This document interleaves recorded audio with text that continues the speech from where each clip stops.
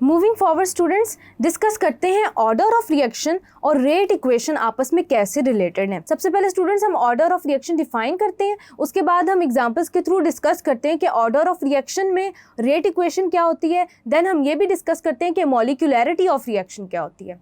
Order of reaction is the sum of all of the exponents to which the molar concentration terms in the rate equation are raised। तो students इसको हम practically जब तक नहीं देखेंगे हमें समझ नहीं आएगा।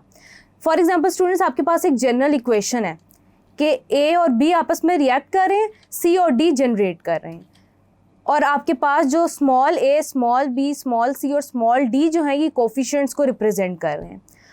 तो यहाँ पे हम रेट लॉ एक्सप्रेशन या रेट इक्वेशन कैसे लिख सकते हैं? हम क्या करेंगे, हमें पता है कि rate is directly proportional to the concentration of both reactants raise to their power x और y। अब students raise to power x और y उसकी जगह कंसंट्रेशन भी हो सकती है, इनकी जो कोफिशिएंट्स हैं वो भी हो सकते हैं, यानी कि a भी हो सकता है और b raise to power b भी हो सकता है। अब मैं स्टूडेंट्स आपको बताऊंगी थोड़ी देर बाद कि हम क्यों x और y लिख रहे हैं, a और b क्यों नहीं लिख रहे। तो स्टूडेंट्स जब मैं ऑर्डर ऑफ रिएक्शन की बात कर रही हूँ तो मैं कह रही हूँ कि sum of all the components to which the molar concentration terms in the rate equation are raised. Rate equation है ये आपके पास, और ये आपके पास जो है x और y आपके पास क्या है, ये आपके पास एक्सपोनेंट्स हैं, और a और b के साथ जो ब्रैकेट्स लगी हुई हैं ये इनकी आपके रिएक्टेंट्स की मोलर कंसंट्रेशन को रिप्रेजेंट कर रही हैं, यानी कि ये बता रही हैं कि मोल्स पर डेसीमीटर क्यूब में आपने रिएक्टेंट अपना यूज़ किया हुआ है।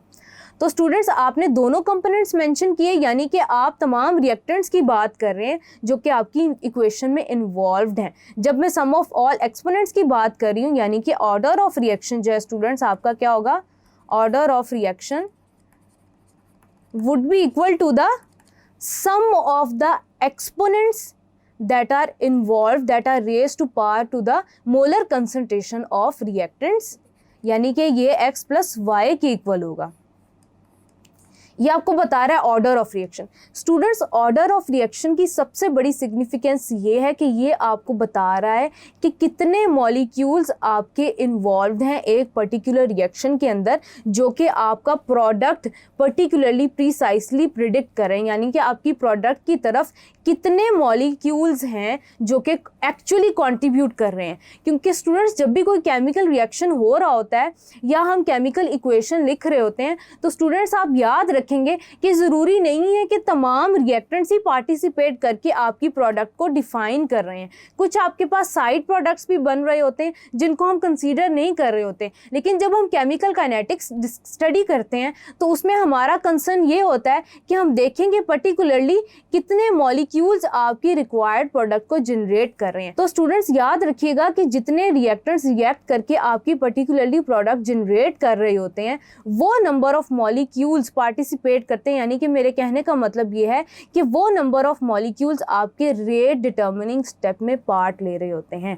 आपका रेट डिटर्मिनिंग स्टेप स्टूडेंट्स एक एक्सपेरिमेंटल क्वांटिटी है, यानी कि ये x और y लिखने का मकसद ये है कि आपका ऑर्डर ऑफ रिएक्शन आप सिंपली केमिकल रिएक्शन देख के उसको नहीं लिख सकते, बल्कि आप एक्सपेरिमेंटली डिटर्मिन करते हैं कि आपका वो रिएक्शन का वो स्टेप, आपके रिएक्शन मैकेनिज्म का वो स्टेप जो आपकी प्रोडक्ट को जनरेट कर रहा है वो कितने मॉलिक्यूल्स मिल के रिएक्ट करके वो जनरेट कर रहे हैं। वो स्टेप जो है वो रेट डिटर्मिनिंग स्टेप है, वो आपके ऑर्डर ऑफ रिएक्शन को स्पेसिफाई करता है, ना कि केमिकल इक्वेशन जो कि आप पेपर पे लिखते हैं, जो आपके सामने होती है ओवरऑल, जिसे इक्वेशन हम कह सकते हैं।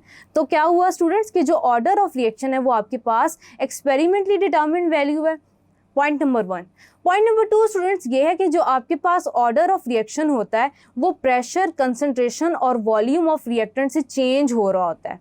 उसके अलावा स्टूडेंट्स आप याद रखेंगे कि तमाम कंसंट्रेशन से इफेक्ट हो रहा है आपका ऑर्डर ऑफ रिएक्शन।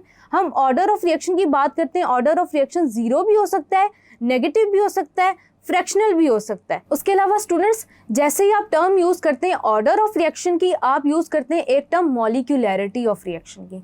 स्टूडेंट्स याद रखिएगा मॉलिक्यूलैरिटी और ऑर्डर में ये डिफरेंस है कि जो मॉलिक्यूलैरिटी ऑफ अ रिएक्शन है वो ये बताती है कि कितने रिएक्टेंट्स जो हैं वो आपका प्रोडक्ट जनरेट कर रहे हैं, यानी कि एक अगर रिएक्टेंट आपकी प्रोडक्ट जनरेट कर रहा है तो आप बोलेंगे यूनिमॉलिक्यूलर रिएक्शन है।